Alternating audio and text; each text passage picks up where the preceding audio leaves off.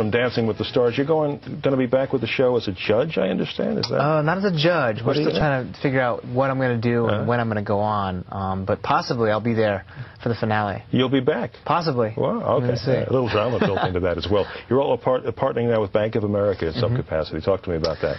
Well, the bank is launching a new website, bankofamerica.com/anywhere, which shows people basically how easy it is to manage their finances. And I'm partnered up with them because of my traveling lifestyle, my lifestyle right now. Managing my entire skating career, managing what I do within Hollywood and the TV and everything on film, to whatever business ventures I have. I'm traveling constantly all the time. I'm always in the go. My lifestyle is very scheduled, like many Americans are. So my lifestyle is basically my computer and my phone. That's where I'm juggling all my time. And I want to be able to have access to whatever accounts I need all the time. And whether it's paying a bill through my cell phone, doing some account transfers on my computer, whatever it is, I need that accessibility all the time, instantaneously. And it just makes perfect sense for people who are on the go to be able to have access like that. Yep. That's what the website does, is it shows people how easy it is to manage their life and their finances and their lifestyle. And I just think it's something that just makes perfect sense for people, especially in our day and age. Everybody wants to have more time. You ask somebody, well, if there's anything you could have, what do you want? More time. Maybe a new car, but more time to drive the new car. More time, more personal time. And what better way, to save some time? I mean, I can't remember the last time I was actually inside of a bank. Everybody does online banking, and Bank of America shows people, how easy it is. Yeah. How many days of the year are you on the road now? Wow.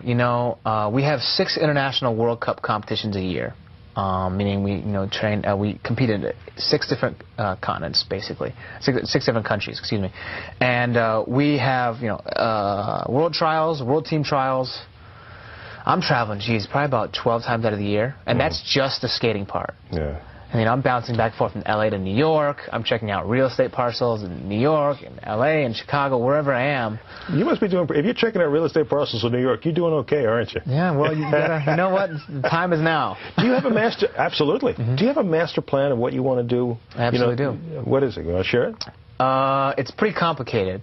But a few friends of mine from Seattle and California have developed this idea. It's called just a goal planning, basically a goal planning sheet, in which we describe let's say 10 years from now, sometimes 20, depending on what you want to do.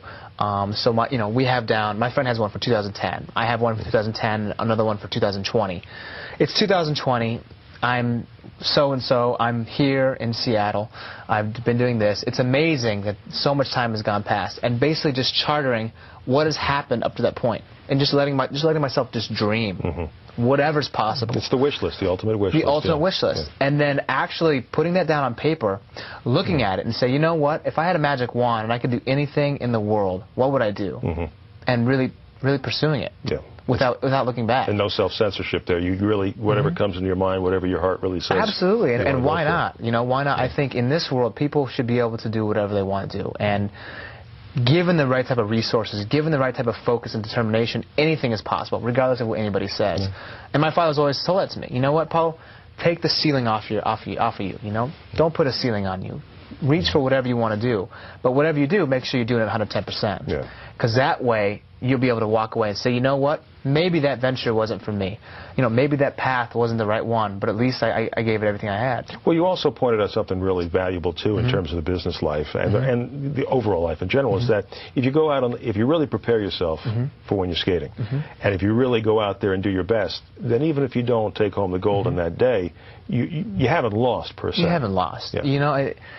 I did a quote for Starbucks, number 190 one time. It says, people always think of the Olympics as winning and losing. For me, I necessarily never thought of that way. I thought if I have tried my best and done my best and still have not won, I haven't lost. Yeah. That's not what it's about.